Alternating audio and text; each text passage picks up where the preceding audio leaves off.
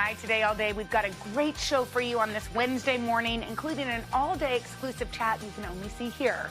But let's kick it off with Pop Start. Are you ready for more? As in Mary Tyler Moore, the late Hollywood icon is set to be subject of an upcoming documentary, and Carson has all the details. Check it out. We are going to start Pop Start today with Mary Tyler Moore, the Hollywood icon known for redefining roles for women on screen, is set to become the subject of an upcoming documentary called Being Mary. It's going to take a look at the personal life of the legendary career of the actress who passed away back in 2017. She, of course, famously played Mary Richards in all 7 seasons of the Mary Tyler Moore Show, a character who was never afraid to make audiences question the way women were being treated in the workplace. And she usually pulled that off with a laugh like this. What religion are you? Mr. Grant, I don't quite know how to say this, but you're not allowed to ask that when someone's applying for a job. Would you think I was violating your civil rights if I asked if you're married? Presbyterian. The film Being Mary, the Mary Tyler Moore documentary, is set to premiere sometime next year. The Good Will Hunting team is together again in the first trailer for their new film called The Last Duel. Damon and Affleck reuniting. They wrote the movie. They'll co-star in it together. It's a medieval movie that's actually based on a true story. In the trailer, both actors look nearly unrecognizable. Wow. Matt Damon as the knight who challenges his squire, played by Adam Driver, in a fight to the death after Driver's accused of attacking Damon's wife. Here's a look. A most unspeakable charge has been brought against you. Jacques Legris entered our home. He attacked me. The accusation is false. I request a duel to the death. If you lose, your wife will suffer dire consequences. One of us has lied. Let us let God decide. A little Game of Thrones. Oh, yeah. A little Game of Thrones. Game of Thrones. Yes, definitely. That's like it. The film has a great cast. Emmy-winning actress Jodie Comer's playing Matt Damon's wife. The Last Duel is the name of it. It's set to hit theaters this October. One more for you guys. Okay. It's all about you and Hugh Jackman. The actor's recent social media post had nearly 1 million people going, I'm sorry, what? What is that? Turns out that you can add backgammon champ to the list of Hugh's many talents. Hoda, you caught up with him recently to discuss his latest projects, including the fierce competition between him and Deb, his wife. How are your backgammon skills, by the way? So are you good. Still? Deb and I play 20 games a day, and it gets heated. She is competitive. She is? Oh, yeah. But my backgammon skills got very good, I think, over the pandemic. Yeah. So, yeah, beware. Wow, who knew? Maybe one of the nicest people I've ever met in my lifetime is that guy right there. And his wife, Deb, is spectacular. Deb is amazing. Deb is incredible. And we ended up going to this place called The Edge at Hudson Yards, which you're like 100 stories up, and you can see the glass through the bottom. Anyway, we strolled around. He's got a sci-fi action film coming out in August. It's called Reminiscence. Anyway, he shared a lot. It was real fun to talk to and just was like such a peach. I feel like I see Deb all the time in the lounge at JFK when I'm flying to L.A. to do The Voice. She's like always there, traveling, and got the dog and talking to you on the phone. Such a renaissance. Sweet. Look forward to that. Yeah. All right, Carson, thanks. That's it. Welcome back. Today in the third hour, the gang is flipping out over their chat with gymnastics champ Gabby Douglas. Check it out. We are so excited because this morning we are catching up with Olympic gymnast royalty, Gabby Douglas. She is the 2012 Olympic all-around gymnastics champion and a member of the gold-winning teams at the London and Rio Games. And Gabby's joining us this morning to talk all things gymnastics as well as some new hobbies that she's recently picked up. Gabby, good morning. Hey. Good morning. How is everyone? We are doing great, and great to have you joining us.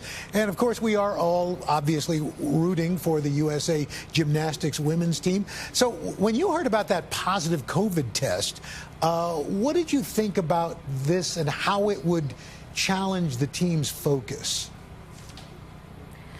Honestly, I can't imagine what these athletes are going through. You know, I've never trained or competed during a pandemic, and so I can just imagine the added stress and pressure. And as athletes, we are all in each other's faces and spaces, and so just to be mindful now of, okay, I got to social distance, be careful who I hang around, I got to be careful what I touch, and I just I can't even imagine because it's just a different world that we live in, and there's going to be so much added pressure now with no people in the stands. Yeah. But I honestly applaud and respect every athlete because this is definitely not an easy time that we're going through right now. Gabby, you were, of course, the first African-American all-around champion back in 2012. and 8 years later, we're sending the most diverse gymnastics squad we've ever sent to an Olympics. What's it like to watch representation grow and be a part of that shift?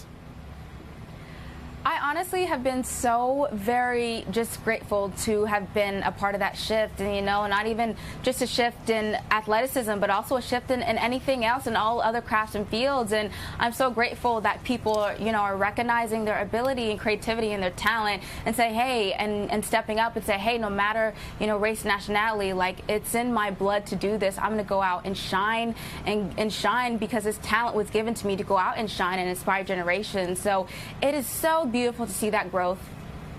And Gabby, we can't help but notice the giant neon sign behind you. We know you're a paid spokesperson for Mattress Firm, and love your energy this morning. Seems like you got a good night's sleep. How do we get rid of junk sleep? What's the mission? Well, yes, and I believe everyone struggles with junk sleep, and it's so important that we get rid of junk sleep, and it's so natural within our bodies to toss and turn at night, to not get a lot of sleep. And for me, I have so many remedies that I do. I do teas, I do journaling, I do stretching, because our bodies need sleep, and that is the #1 recovery is sleep. And especially as athletes and also as human beings, we need sleep to recover. I definitely incorporated a lot of sleep as an athlete, and even on The Masked Dancer, I noticed a huge benefit with not sleeping versus sleeping, because I put so much effort and sweat into dancing 24/7. And in fact, you talk about the Masked Dancer. How did you keep that secret from your family during quarantine? And what was that like taking part in it? Honestly, I love being mysterious, and it was no problem for me. Like, I tell my family, like, I could have been like a CIA agent or like an undercover agent. They're like, be careful, like, they might recruit you. But honestly, like, I love the idea of being mysterious, and it was so fun. Like, my sister didn't even know what character I was. So it was really fun for me. That's really cool. We always enjoy your energy, Gabby Douglas. Yes. Come back anytime. Thanks. All right. Thank you, Gabby. Welcome back. Today on Hoda and Jenna, it's our big Tuesday outfit reveal. But this time, our male staffers chose our looks. Yikes. Let's see how it turned out. Take a look. This is a different kind of Tuesday. We had our voters, and our voters were not you, and our voters were not... Well, they were you, but first, our before men. The outfits were selected by the men of the office, yes. But then Didn't the men No. choose to? Oh, First, so the men narrowed it down. There they are. I want you to look at them. Look how handsome they are. We have a good-looking group of guys. You think we're an all-chick show, which we kind of are, but take a long gander at that. So I see Davey and Rope. Davey, and Rope, y'all look so cute together. I kind of want to, Dave, can you come here for 1 second? I just want to ask you, when you were choosing our outfits, what was the criteria you were looking for? I wanted something that was a little bit classic, but had a little pizzazz to it, something that said, I am Hoda, I am Jenna. Can we ask you, were any of the outfits that we're wearing what you chose? Not the best. Not the best. So not the best. Not the best. Not the best. Some were good. Davies claims some of them were good, but his quote is not the best. So you decide, because we're about to reveal our outfits one more time. Okay, all right, this is what Hoda... those are my choices. A white outfit, a black outfit, or a multicolored. Okay, here are mine. An orange, a multicolored, and the school marm look. The school marm. But you know what? Let's just say that all of them are little school But can marmy. I tell you what I realized from listening to how people vote? America likes color. They don't like black and white. It's a bore snore. There was an orange that has just gotten looked over time after time again. Nobody wants the orange. I do. America said no. Okay. But what did America say yes to? They said yes to It was a landslide victory for both of these outfits. It was Should we not. See? All right. Let's go. One. Wait, hold on. 2. And wow. America likes color, baby. Yeah, but evidently America likes white, tight jeans that you're scared can't zip. Well, by the way, you look great in jeans. Why don't you wear jeans more often? I do wear jeans a lot. I don't notice. Anyway, the green and red dress with the bow that I had that our staff guys loved came in a very distant third. Savannah kind of summed it up with her comment, "Be by a mile." be by a mile. See, there you go. Okay. Well. And by the way, I do want to shout out my mom. She actually picked this dress for me. This dress looks gorgeous She picked on you. it. And I actually don't think we look as kind of crazy Flashy as we thought. We wondered. All right, so we do have some big news, guys. So right there on our plaza, we are doing something really, really cool because the Olympics are coming, and we realize everyone's going to be watching it from their own home. So we wanted a kind of collective viewing party. So we want people to come to the plaza to cheer on Team USA and be part of our live broadcast. Yeah, we're inviting a fully vaccinated crowd to join us every weekday morning during the game, starting next Monday, July 26th through Friday, August 6th. I will be out there. Hoda will be in Tokyo. I'm going to be missing Hoda very much. Yes. Well, I need to find a new Hoda. You're going to find your people outside. Right. And you're going to be on the plaza for 1 week outside with the people. I'll be in Tokyo for a week. We'll both be back together on the plaza for week 2. That's our plan. So we're excited. Yes, come see us. I mean, how much fun. We're going to have a big, I think we're going to have a big, Jumbotron so you can see the things. We're going to have little stadium seating. We're going to have people watching. It'll be a fun way because, look, the Olympics is something you have to see collectively. It's more fun. It's so come watch it with us. Come hang out. You got to be fully vaccinated. That's the deal. Head to today.com/plaza and see if you can see what's what. We're getting ready. There it is. Can I just say though, because we're talking about missing you and how much I'm gonna miss you, but I'm also missing a little girl who's in camp, and I got a letter. I got a letter last night from your daughter? that reminded me of a letter that I would write, and it broke my heart in a million pieces. This is what it said. Dear Mom and Dad, I miss you. I wish I could be with you. I wrote Poppy and Hella thank you for the package. XOXO, Mila. P.S. Daddy, how much longer till you pick me up? I miss you too much. I need to stop crying. So goodbye. I miss you terribly, Mom and Dad. I mean, isn't that? Here it is. I took a photo and sent it to my parents. How much longer till you pick me up, Daddy? Daddy goes, Daddy. Ooh, I didn't mean to call him that. That's my pet. Daddy. Henry goes, should we just go? Should I just go get her? I was like, no, she's fine. But isn't that the saddest? By the way, that's hard. That's a heartbreaker. I'm expecting an email like that from you next week, too. When are you going to pick me up, Jenna? I'm here in Tokyo. Oh my gosh. Anyway, all right. Isn't that hilarious? By the way, how sweet is she? The sweetest. And by the way, in a week, she'll forget. Yeah, let's hope. That's what my dad said. Yeah, he's right. Okay. He's right. All right. So it was a big night last night. If you were watching the Major League Baseball game last night, it was the Orioles and the Rays. It was in Florida. Something was different. So for 100 years, baseball games have looked and sounded the same. They've always had male announcers overall. There have been some women who've been doing certain roles. It's so funny because when I was homesick at camp, I would listen to Texas Ranger baseball games, and I remember Tom Green was the announcer, and I could hear his voice. In my head. But now that voice has changed. Yeah, 5 women just made history last night. It was an all-female broadcast team. I was so lucky. I got to sit down earlier with them and just chat about the milestone. Here's a little bit of what Alana had to say. You know what it's like to have to break barriers and pave the way as well, so you can certainly relate to the story. And I think that it's so important for us to recognize the moment of we have an important job to do, and we have an opportunity to be able to open some doors for some young women that may not have realized that this was, in fact, a career path and a choice that they could do. At the end of the day, the 5 of us collectively have earned this right. We have the resumes to be there. And at some point, we need to take gender out of the equation and just say, you know what, this is a quality broadcast team, not a quality female broadcast team. Go, go, go. That was awesome. She's right. She's right. Isn't that She's so right. true? By the way, women are kicking butt everywhere. I was just thinking about Wally Funk, who went up into space. That picture you posted yesterday. I love it. I was just thinking about Kim Ang, who's the general manager for the Tampa Bay, a female GM of the baseball team. Those 5 women together. There was like a lot happening with women. Yeah. And pretty soon everything's going to be normal. But don't you also love when she just says, let's take gender out of the equation? Yeah, we and do also, our job well and let's let it. Right, so little girls will go, oh, I could do that. Yeah. Okay, cool. I didn't know that was not a possibility in my lifetime. Oh, Boom. so cool. All right, it's time for Unscripted. So dictionary.com does this thing where they add new words because people evolve. Words are added to the English language, so they have 300 new ones. Okay, so here they are. Ready? These are the words that made the cut. Zaddy. Zaddy. I think, and I know this because I actually peeked online because I saw a lot of zaddies. Zaddies are like hot guys who are like a daddy. Is that what it is? Wow. Yeah, an attractive man who's also stylish, charming, and confident. I like that. Do you like that? Hey, ooh, there's a zaddy. I don't know. For some reason, it's zaddy. So for some reason, like calling somebody, because I call Henry daddy on accident sometimes, but meaning like, hey, Dad, are we going? And not like, for some reason, it does not do it for me. It's kind of gross. Wait, saying daddy when you're talking about my husband, because it's just, there's something Freudian about it. Well, some people like to use that as a term of something else. You know, they like that. No, I get that, but not for me. You're saying, do you like zaddy? It's not a term I'll use. But what about this? Yeet. I don't know what yeet is. Yeet. Y-E-E-T. What could it mean?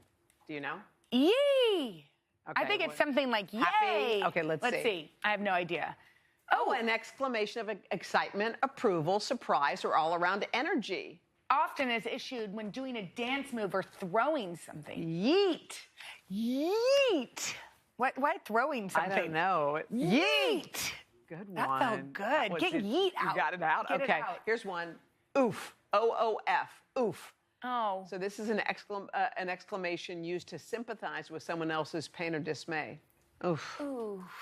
But I don't know that that's a word. That's. Oof. But you always say that. Oh.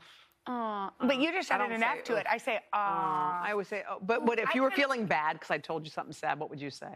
Ooh. No, you wouldn't. You would not. I think I would probably be like, oh, blank. We have good news for Southern folks. Are you joking? Y'all. Finally. Look at it. Y'all, it's time. Y'all is getting its own entry instead of just a variation of being you all. It's about Y'all, here it is. Let's read it. Y'all, used in direct address, usually to two or more people or one person who represents a family. Okay. Definitions are so dumb. I know. Y'all is like everybody in the room. Remember when we used to say, let's go, y'all? Yeah. That got taken away. You know why? That didn't get taken away. We took it away ourselves. Well, it just died slow. It died on the vine. Some things are meant to go. Do you think our outfits Someone just went, oof. Is that you, Lee? I'm going to say yeet. Yes, it was. I'm going to say yeet. Today Talks continues after the break. My exclusive chat with Hoda you can only see here on Today All Day. Welcome back to Today Talks and our exclusive content you can only see here on Today All Day. All day. You know what? As sad as little Mila's letter was to you at camp, by the way, I bet you a lot of moms are going, oh, my child wrote a letter just like that. And in case people missed it. Yes. So Mila wrote a letter, and the first part was like, I just miss you so much. But then she said, flip over on the backside, said, Daddy, when are you going to get me? I miss you too much. Okay, I have to stop crying now. So goodbye, Mom and Dad. And it was like, I have to say, we get so excited as parents to get the letter. A letter, right. Like we're checking the mailbox. Yeah. And he's like, a letter from Mila, and we get it, and we're like, oh no! Was there a part of you that thought about going to get her? I mean, it's jokingly. Henry's like, well, when somebody says, "Daddy, when are you coming to get me? I need you. I miss you so much." He's like, should I go? I think particularly he felt that, but no. And I actually, when I was at the same camp, I wrote a letter that said, "I have so many friends," and then the next letter said, "Dear Mom, the last letter was a lie. I have no friends." And I said to my mom, I said, did that make you sad? She's like, thought it was hilarious. It's just funny that I feel like we've become kind of, this generation of moms is a little bit more like involved. And maybe too involved, you think? Probably. I think about that a lot too. It's sort of like, how do you develop a child with resilience and smarts and a little bit of toughness if you're always up in their grill and trying to save them? I think that a lot. Like whenever Haley falls, I'm like, okay, good, let's go. Like I try not to harp on it. What is it? Can I see the booby? I know. I feel like then she might turn into one of those. I have another boo boo. And I definitely have that personality. Like I'm not a nervous mom, but you know, when you know that your child's sad, there's a bit of you, but I guess being sad is kind of good. Yeah. Do you remember feeling, other than at camp, do you remember feeling like left out by yourself? Don't you? Yeah. What did you do when you felt that way? I think you know what's interesting is, and I thought about this last night, I don't think I discussed it. Yeah. Like, I remember there was like a kind of a group of kids that were cooler, and I always felt not as cool. Yeah. And that I did feel that, and but Mila will be like, oh, you know, the boys think these girls are pretty. No, boys think, and I'm like, it's kind of cool that she addresses it. Like, I kept it hidden inside. Do you feel that way? Yeah, I think a lot of us felt like, well, we were raised this way, so it's fine. Well, I think talking about it is better. Like, I remember my worst years were probably 7th and 8th grade, and I remember them so vividly because I remember all kinds of stuff. I remember just, you know, I had all the things that were weird about me, just the hair, the glasses, the name. And I remember sitting in the front of the bus, just willing it to get to middle school. I was like, just get there, because I could hear kids making fun. And I thought, like, go there, do your school, get back on the bus and go home. Like, that's how you do it. But I feel like if you have a more difficult childhood, your adulthood's easier, because think about the people who had it super easy. They were very handsome or beautiful. And then they get older and they realize, like life ain't matter that much either. And life ain't that easy. Like, not everyone's turning to listen to you because you've said something. I was used to, and you too probably, people not always paying attention. So that was the norm. It wasn't like... I definitely had the feeling, and I remember this at camp, like, I wanted to go and, like, do plays. And it wasn't like nobody really wanted to come with me. Like, I wanted, you know, I had a big imagination, which I think as a little kid, it made me a little weird. Yeah. Which was also okay. Yes. You know, but I am proud that she says things like, sometimes I don't feel comfortable in this. Like, I'm like, well, that seems like you're way more in tune with yourself than I was. One of the things I love about you, and I think I loved it the most at Halloween last year when you were doing the Cats performance, you don't care. You just say it. You're like a kid who's having like the moment of her life. And it's not like, how does this look? How do I sound? You are like, babe, I'm on stage. I got my cat tail. And I think I sort of was always that kid, but it was bizarre when I was like a chubby Texan. I'm like, who wants to go play Les Miserables? They were like, we want to swim in the lake, you chunkster. Okay. Oh, that's it. It's over. Got to go so fast. All right, that's it for this episode of Today Talks. Keep watching for more Today All Day. Hey, thanks for watching our YouTube channel. Find your favorite recipes, celebrity interviews, uplifting stories, shop our favorite deals, and so much more with the Today app. Download it now.